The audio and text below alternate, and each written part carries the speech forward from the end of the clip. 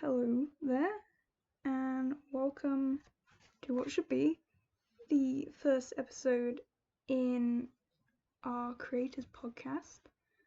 So basically, we are making a series of videos to give advice and tips for creators or people who want to make creative things.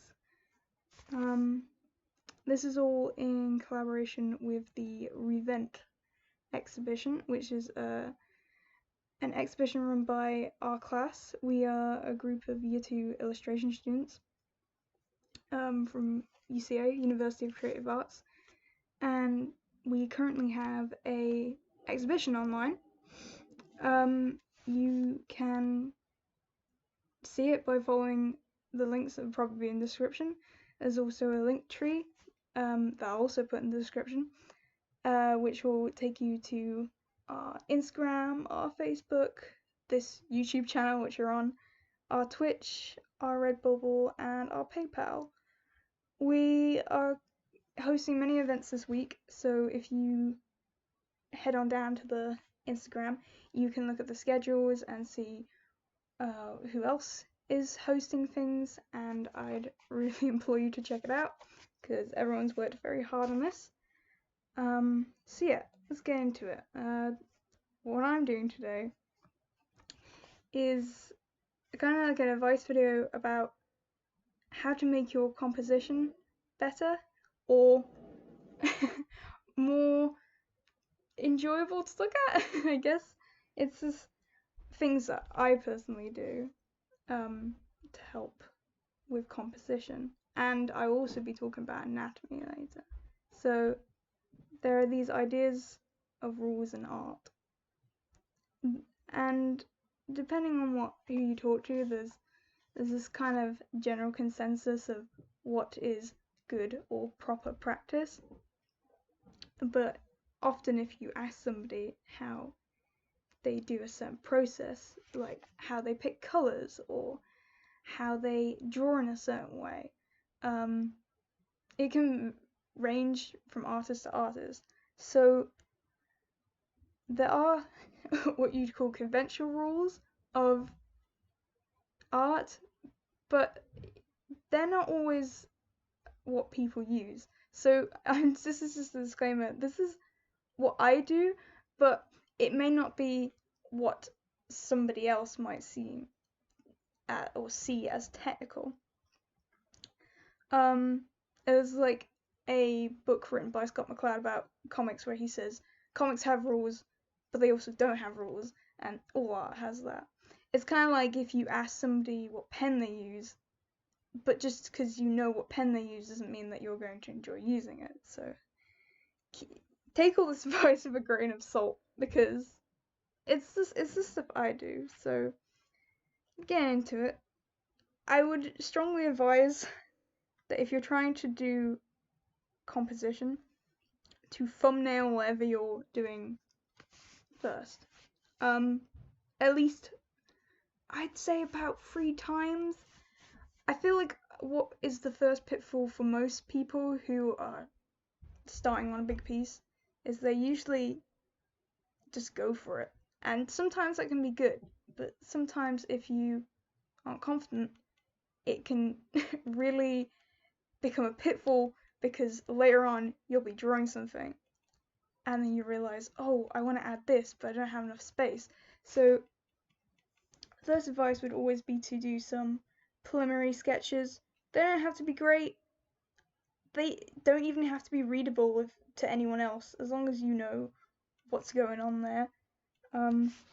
But when it does come to thumbnailing or thinking about composition, the number one thing I ask people to look into is what's called the rule of thirds.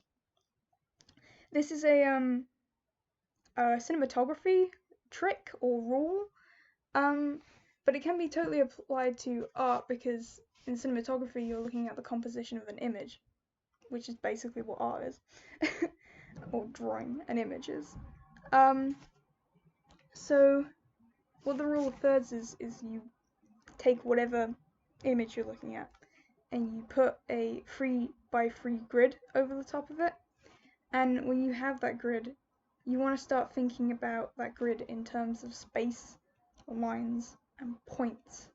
So this is how you can divide up or make focus of points on your image. It'll come clear later, but every time you make that grid, you want to think about, as I say, the space, the lines, and the points. So for some examples, here's some really quick drawings I did. And all of these are using the space. And some of them are using points and some of them are using lines. So to analyze that, I'll bring up the laser pointer. Hopefully my computer is picking this up. But for this first one, which is this, like, almost like, imagine it's like a mountain and then you've got the sun coming over the mountain. The land takes up 2/3 of the grid, while the sky takes up this 1/3 of the grid. So that's good because it makes this section of land look really tall and towering, and the sky is quite small. So you can imagine like the sun peeking over these mountains. So that's a use of space. So you're using the space to make the land which you want to be a focus to be bigger. You've also can notice that I put the sun near this corner point. So like earlier, see you have these points, these intersections. That makes it a focus by it being in that corner. You could put it in the middle, but like I'll talk about off-centering later, but sometimes off-centering things can make them more noticeable because you're putting them in a space. You're not just slamming them on the page. The second one, we have a sky, an upland, and a lowland, and each one of those segments takes up 1/3 of the space. Not equally, as you can see, like they're not all like hugging the line, but because they have their own individual space, it creates like a scale or a building of height almost, because you have different segments in different segments basically.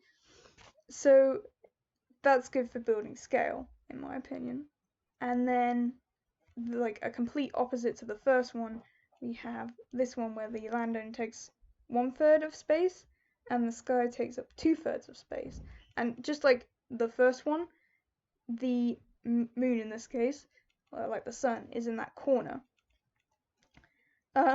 But because like the sky is more prominent in this image, there's more space around that moon, and so this one makes the sky big and vast, while the original one had the land big and vast. So that's the basis of using the rule of thirds. You think about where the lines are, you think about where the spaces are, you think about where the points are. What you shouldn't do is directly abide those. It's kind of oxymoron, but like think of the lines, but also don't think of the lines. So like with these original ones, they're on the lines, but they're around about the lines. They're not exactly on the lines. Like a lot of them are going from like point to point. So this one's going from point to point. One's going from point to down here. Yeah. If you have them exactly on the line, it can make them look really bland. This just looks a bit fake and looks quite flat. It could work in some cases maybe, but generally just don't go straight for the exact space or the exact line or the exact point sometimes. Now onto centering. So centering, this is what I call it anyway. Centering is when you have something right in the middle of the image. So you almost imagine that all of your what you want the image to be focused on is exactly within these 4 points or in this middle square.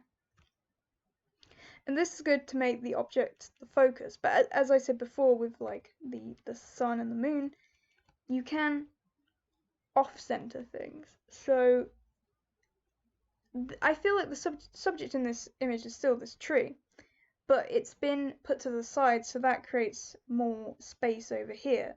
So it can be used to create a sense of space. So for example, if you had this tree in a bigger landscape, behind here you could put, say, a mountain range or a village or something where you couldn't really put it in this center image of the tree, because you could, but it would be obscured by the tree. So off-centering is usually good for a sense of, if you want a sense of space, or if you want negative space, or just what I call breathing space within your work. Yeah, this is another example of centering. It's usually where, like, I always say, like, if your middle square is full, if it has no negative space or breathing space, that's usually when your image is centered. Though I haven't drawn it in this, but you could just like put a small object here and that's your centered object, is as long as it abides by this, this space in this square. Right, so I talked about negative space. Negative space, or I like to call it breathing space, because negative implies that it's always blank. Can be used within the rule of thirds. Negative space can be used anywhere. But usually what I find is if I want breathing space, I try and leave like one of the points, one of the middle points, or one of the corners empty. So that helps give like a sense of space. So this lady that I've drawn, she's stood and her dress is covering the whole bottom half, and she's like, it's almost like all this L of the space is covered, but this corner up here is free. So I usually do that by making sure the 3 of these points are covered, but 1 is open. And like before, like with this tree, she's the focus, but you could put things behind her. There could be like a whole scene going on here that you can't necessarily see if she was in the smack bang in the center. So here's some images that I've drawn before, and I've put all the rule of thirds rules all over them. So this one here, like with this lady here, I have 3 of the points that are covered by the subject of the image. So you've got the arm going up, the shoulder, and the head. They're all on those 3 points. But then I have all this breathing space. So I like to call it breathing space rather than negative space, because there's technically like imagery in there, but it's not the focus, it's not the main thing going on, it kind of fades into the background. So that's the example of those using those 3 points with space. With this one, I specifically have made it so each of these characters have their own allotted space. So this one has like the top space, this one has the middle space, and this one has the third space. I've also drawn the flow, so like your eye will naturally go from this character to this character. They're all like in a sort of diagonal line. But then I have like this image coming around as well. So this image kind of has like 2 flows. But yeah, they all like with the sky, the upland and the lowland have their own allotted space. This one, like before, is a centered image. So this character, who is the main subject of the image, smack bang in the center. He's got a bunch of stuff around him, but the whole focus was him. I'll explain this piece to make it make more sense. but this character is called Hawk, so I was making like a sheet of meat, a sheet of meat to put him on as the center because he's named after a cut of meat. So he has to be the focus around all these other images. So if I had him like, I don't know, down here, but all this meat here, the joke, I guess it's kind of like a joke, the pun wouldn't make any sense. So it's better to have in the middle, and also looks, I think, it's more dramatic. And then down here, I've been using mostly portrait images to explain rule of thirds, but you can use it with any square or rectangle image. So this is actually the banner that I made for our exhibition, and yeah, so you see I've put the grid over it, still works, same format. And with this one I had this head is one focus point and this hand is the other focus point. As you can see, they're either in the space of the opposite spaces, or like this hand is near the line, so it's hugging the line. And then this center space is like what I call a transitional area. There's not really, I don't really class it as breathing space because you've got like this arm connecting them, but it's transitional space. So it's dividing the space into where you want the focuses to be and where you want the transition to be. I talk about this as if I consciously think about it all the time. I don't. Whenever I draw, I don't actually like bring up the rule of thirds all the time, because if you practice looking at art like this or any image like this, you just naturally start to see it. So you start to, when you're thumbnailing, you naturally do it anyway. So that's using the rule of thirds. Now I'm going to talk about negative space or breathing space again. I'm not really fond of using negative space in loads of images because I like full images. I feel like usually if you have loads on the page, it helps make everything look nice. But there are cases where you do have to use like space to make atmosphere. I call negative space, as I said before, breathing space because negative always implies that there's nothing there. There is sometimes. It's just sometimes that is less busy than what's going on. So like with this image, in the back here I have like this repetitive pattern, but it's the main focus is clearly this because I've outlined it in black, and this is was done in like a pink color. So I've outlined where I think breathing space is, because I feel like if this was full behind it, as in like I had drawn, I don't know, a background, it may have distracted from the actual subject and that would have blended into everything. So I made this little comparison to show with this one, because the subject is both of them, it's like a white silhouette, but because this one has more busyness going on in the background, it's kind of harder to focus on than this, which is pitch black. I drew this. There was an image when I googled about negative space, was the Shinto shrine gate, and I just redrew it because I think it's a great example. Like, you focus on this because there's nothing else behind it. So negative space is always good if you specifically want to create atmosphere or focus on one absolute thing. So the last thing I'm going to talk about in terms of composition is color composition. And this is not necessarily terms in color theory in terms of what colors should you pick that go well together, but it kind of is. My main advice is if you are starting with color and you aren't confident with it, to pick limited color palettes. and work your way up from there.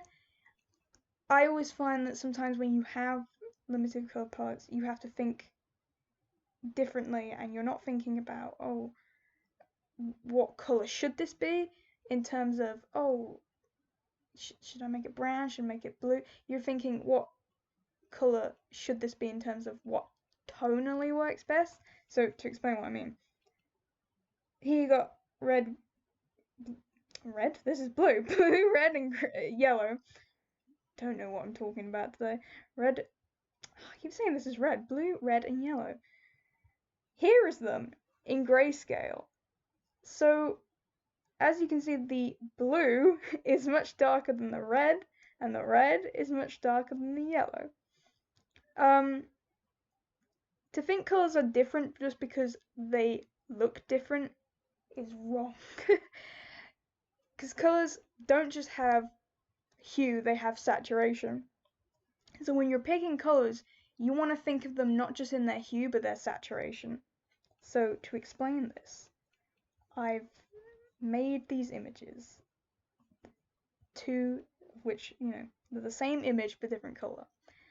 And there's this tip that I read online that has changed how I look at color, in that if you are coloring something, you must always often turn the color to grayscale. If you're doing a traditional piece, this can be hard, but if you're doing a digital piece, you can grayscale things usually. And this will show you whether the colors you're using work tonally, because as you can see here, this blue and this orange, they are different colors. You can tell that they're different colors if you aren't colorblind. But when you turn them into grayscale, they are very similar tones. So what I find is that usually people will make drawings that have the same tone. So they're all in the same tone. And so that means that distinctions between certain parts can be hard to pick up even if they're the same color. So over here on this side, this blue is much darker than this orange, both in color and in grayscale. So yeah, it's great for details. Like I drew this to show if you're trying to show distinctions between boundaries, you don't want them to be the same tone because then it will be hard for the viewer to pick up. So this is the number one tip. I can't remember where I got it from, but if you're trying to check whether your color works in composition, turn the thing to grayscale. It's great. It helped me so much when I was learning color theory. Here's an example using that blue, red, and yellow color palette. I also add black in here, but you can see like the distinctions between the colors. So like where I've used blue, it's way much darker than where I use yellow, and that's because of the tone. It's not necessarily just because of the color. Like even this red and the blue and red, different tones, so you can pick them out from each other. So yeah. Now let's go on to anatomy. When it comes to drawing, I know it can be very hard to try and get what's in your head onto the paper. My advice for this, first, is if you don't get something right the first time, just keep drawing it. I know that's such generic advice, but sometimes I sketch things and I have to sketch them multiple times for them to get out of my head. That's why I talked about thumbnailing, because sometimes you can have an idea, but then if you tweak it, it becomes better. But again, this is going to be another generic advice. The ultimate thing to do to learn how to do anything is to study. So in anatomy, I know loads of people, they're like, I suck at anatomy. And it's because they just draw the same pose or the same kind of anatomy over and over again, and they don't actually look at what they're doing. So to demonstrate this, I drew a seal from memory. So this is my seal from memory. So you know, there's loads of things where you think you know what it looks like. So I was like, I can draw a seal. And if you showed it to somebody, it probably looks, yeah, they say it's a seal. It's a seal. But when you compare this seal to the seal that I drew when I was looking at a picture of a seal, it's very different. Like I wrote down here, the head of the seal is flatter. It's flatter than I thought it was. The body is generally thinner than I thought it was, and the snout is more pointy. Like originally I drew it quite rounded. Whenever you're drawing anything, look at what it looks like. It could be this. This isn't just for anatomy. This is for anything. Because often you feel like you know what something looks like when you actually don't. Your memory isn't that good. Your visual memory sometimes, most people's visual memory aren't that good.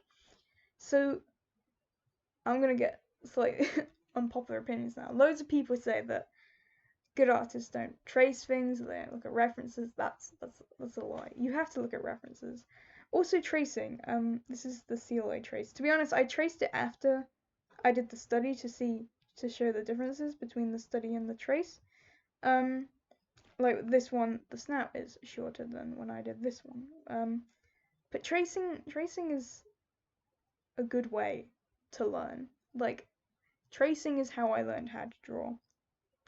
Tracing is how many masters in art learn to draw. They just copy art that their tutor would give them back in the centuries before I was alive.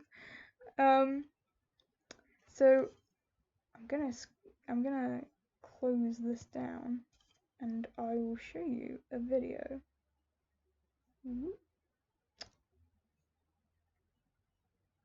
In the captures in this folder here. Oh no. This is so I don't have to edit this video, by the way, because I do not have any editing software on me at the moment. So, here's a video of me drawing Perseus with the head of Medusa. This is me studying a sculpture. I used a sculpture mainly because YouTube, obviously, it might demonetize this video if I had a naked person on here, but I would generally say use life models if you can, and use nude life models if you can. Like, I'll talk about this later, but clothes hide the figure, so if you're always trying to draw clothed figures, sometimes you aren't thinking about the body or the muscles underneath. I like drawing from sculptures, but they're also problematic in terms that like a lot of the Greco-Roman sculptures aren't. They are anatomically accurate, but they're based on also like mathematical portions, and they're also very one body type. But we're drawing it from this at the moment, so yeah. If you want to get good at drawing anatomy, you're gonna have to study anatomy, and the best way is just go out and draw. If you don't have the money to fork out for life drawing classes, there are resources online. I'll put some in the description. You can ask a friend if they'd be interested. You don't have to make them do it naked. They could just, you know, wear non-flowy clothing. But yeah, just practice. And one thing, I'll talk about like this later, but one thing that I implore people to think of when they're drawing anatomy is to think of it in shapes and lines. That's very generic. But I see like whenever like people who are starting out draw anatomy, they just draw like for an arm, they'll draw a straight line of an arm. And it can be bad because you'll end up usually getting the proportions wrong, or it doesn't just show the like muscle built up on that arm. So when you're drawing, draw in terms of shape. I'd also say, again, I'll show examples of this later, but whenever I draw, I try not to draw from the head unless the head is the focus. This isn't a absolute rule. This is just my rule. But I know like loads of people when they start out, they do like they spend like 10 hours on the head before they even do the body. Draw everything before. If you're sketching a scene, even if it's, you know, a person, not a person, draw everything before you even think about like going in for detail. I'm gonna skip on a little bit so we can get to the end. So like as you see, I've drawn out like the main shape, and then now I'm going in and like drawing the lines. Just going about doing that. So yeah, basically that's a study. Go out, you find an image that you like, and you look at the way the body is shaped. Like I feel like in this I could have got, you know, it's not 100% accurate. I could have got the back more arched. I kind of rushed at the head because I was like, this is about the body and not the head. So yeah, but like going out and practicing is the way to do it. You will not learn, you won't be able to like draw comfortably anything unless you go out and study it. So let's close that down. Go back into the thing. Whoop. No, no, not like that. We'll just show it in this preview. Okay, so that's where Little Go end. It was very quick. It took me about 12 minutes to draw. Another good thing to do is tracing. Though I know loads of people probably no, not again. It's going well. I know loads of people wouldn't agree with me, but tracing is a good way to learn. This is a photograph taken by Robert Mapplethorpe, famous photographer. And basically, I went over and traced it. I have a video of this, but I'm not going to show it because it's basically the same as what I did with the Perseus with the head of Medusa drawing. But I went and just traced over it, and then I did a study of it. Again, not as accurate as I'd like it to be. I feel like her legs are longer, but that's beside the point. What I'm trying to say is, when you trace over something, you get the feel for it more than if you would just eyeball it or study it.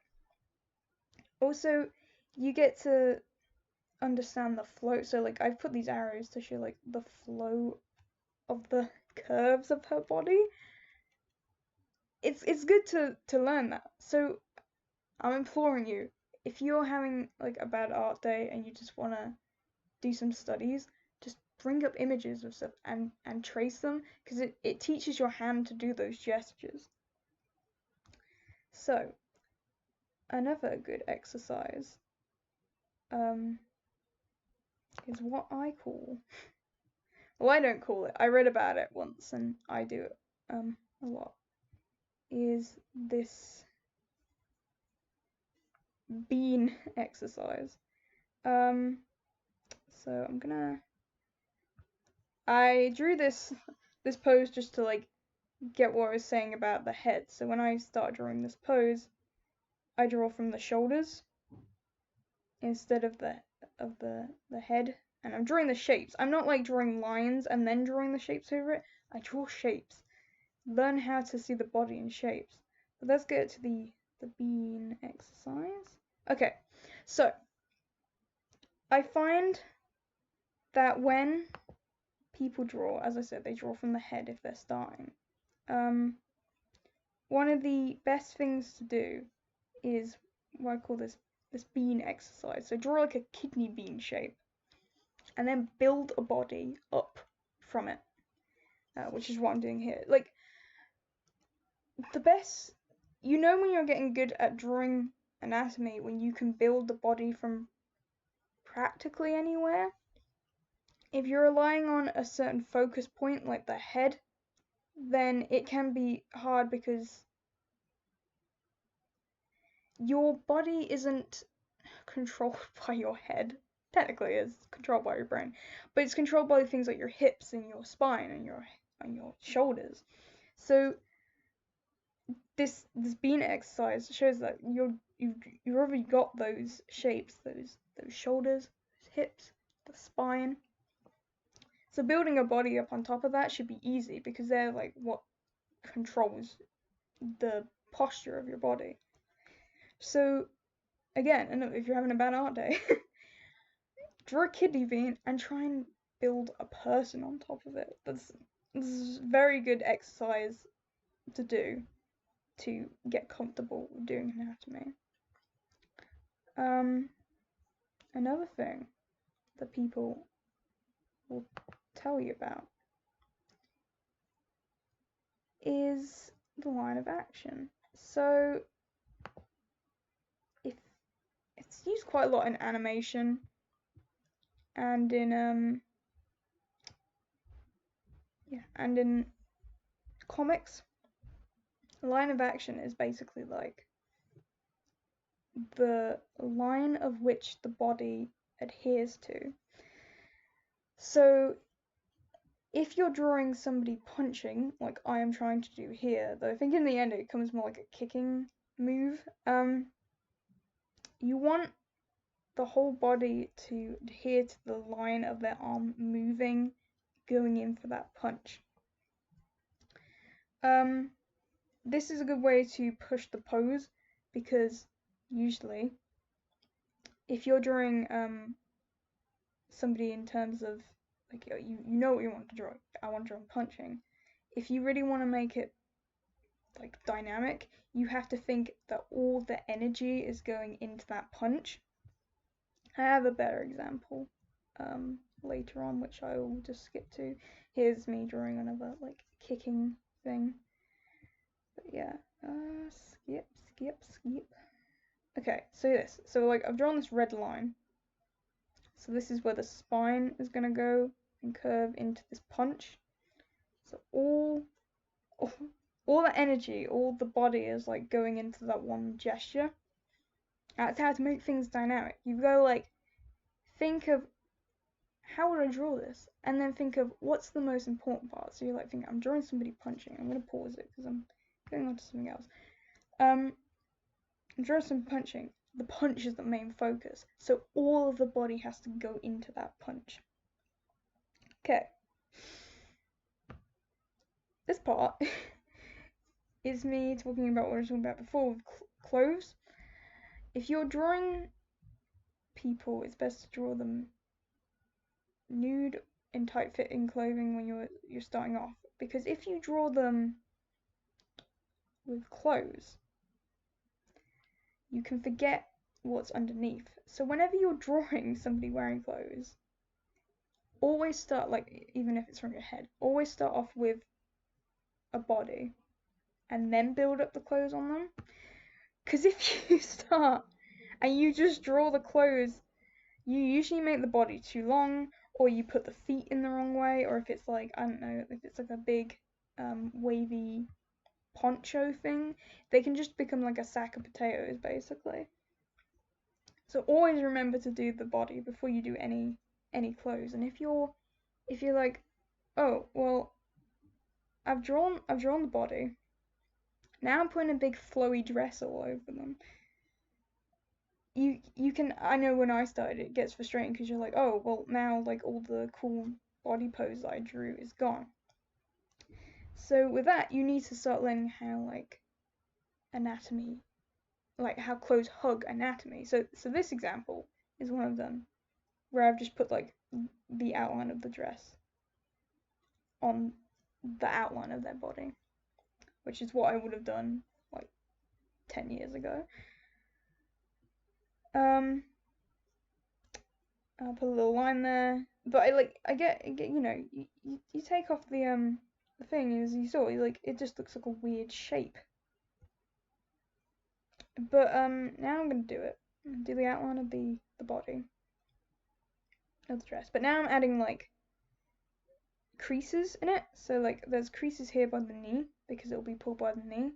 There's creases by this back leg because the clothing is gonna like swish around the leg as it's drawn back.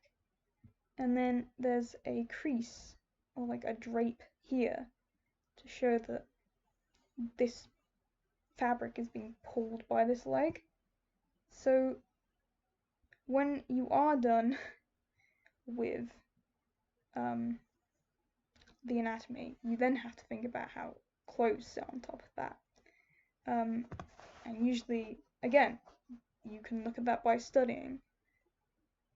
Get yourself to pull a pose and then like put heavy clothing over yourself and get yourself to take it again. Using yourself as reference is very good. This I do all the time. When I'm having like a hard time drawing something or finding it on the internet. But anyway, that's all my advice. That's the advice I can give you for composition and anatomy. Sorry, it's been a bit touch and go, and I've basically done this on a PowerPoint presentation because I've been very busy this week with this exhibition.